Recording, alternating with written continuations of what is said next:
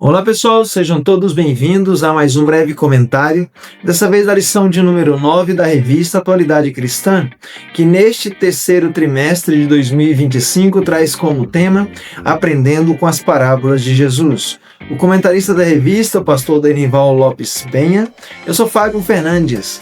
Vem comigo nesse resumão.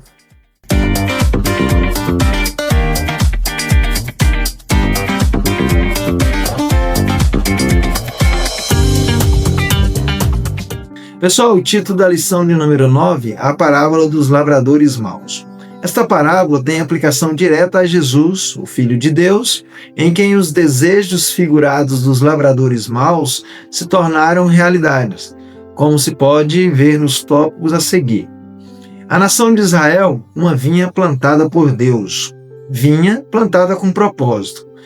Para Kenneth Bailey, os símbolos da narrativa da parábola dos lavradores maus devem ser comparados com os símbolos da narrativa feita pelo profeta Isaías. Primeiro, vinha, casa de Israel.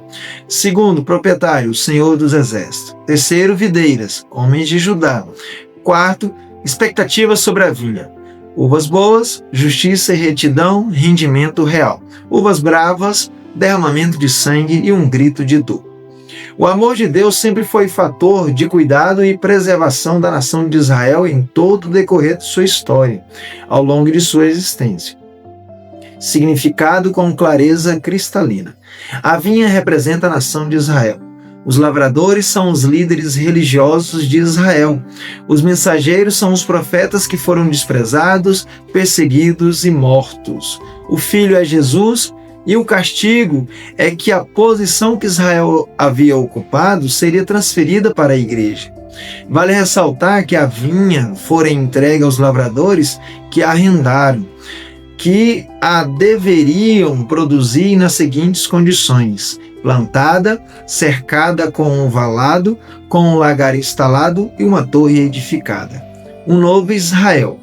Quando os Gálatas, os quais já haviam aceitado a graça salvadora de Jesus Cristo, deram sinal de estarem voltando a algumas práticas da lei, Paulo os advertiu dizendo que a igreja estava numa nova aliança. É um novo Deus, um novo tempo. A maior expressão de amor debaixo dos céus. Mandarei o meu filho amado. Os arrendadores da vinha feriram uns e mataram outros. Chegaram ao extremo, rejeitaram o próprio filho do proprietário a ponto de o matarem. Isso criou um ambiente indescritível quanto à manifestação da grandeza do amor do Pai em favor de pessoas tão hostis a ele. João, não achando parâmetro de comparação, disse: porque Deus amou o mundo de tal maneira que deu o seu Filho unigênito, para que todo aquele que nele crê não pereça, mas tenha a vida eterna.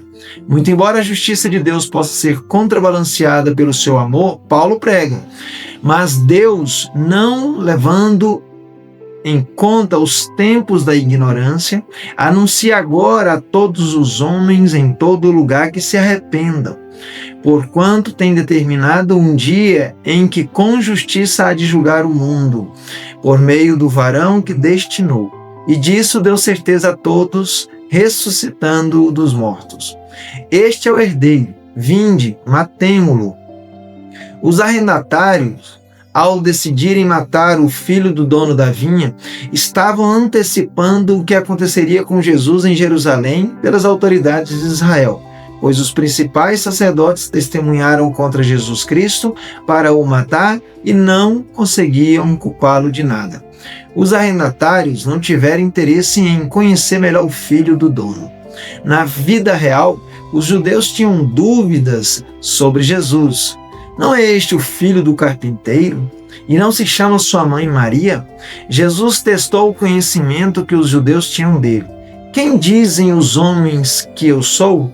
E por revelação do Pai, Pedro disse: tu és o Cristo, filho do Deus vivo. Não conheciam o herdeiro. Como diz o profeta Oséias: o meu povo foi destruído porque lhe faltou conhecimento. O que fora preconizado na parábola em estudo aconteceu na realidade com as autoridades de Israel nos dias do ministério de Jesus. Rejeitaram o Filho de Deus sem se dar conta das consequências fatais deste ato. French e Roger dizem que rejeitar o Filho de Deus e persistir na incredulidade tem consequências sérias. Jesus é a base do plano de salvação de Deus, mas ele também é uma pedra de julgamento para que os que rejeitam sua autoridade. As metáforas da vinha e a realidade final. Matemos o herdeiro. Por várias vezes, os líderes tentaram eliminar Jesus, aguardando apenas a melhor ocasião. Quando Jesus disse aos líderes que ele existia antes de Abraão, os judeus pegaram em pedras para matá-lo no templo, mas ele retirou-se. Quando Jesus disse que era um com o Pai, outra vez quiseram apedrejá-lo. Certa vez o levaram ao cume de um monte para dali o precipitarem. Ele, porém, passando pelo meio deles, retirou-se.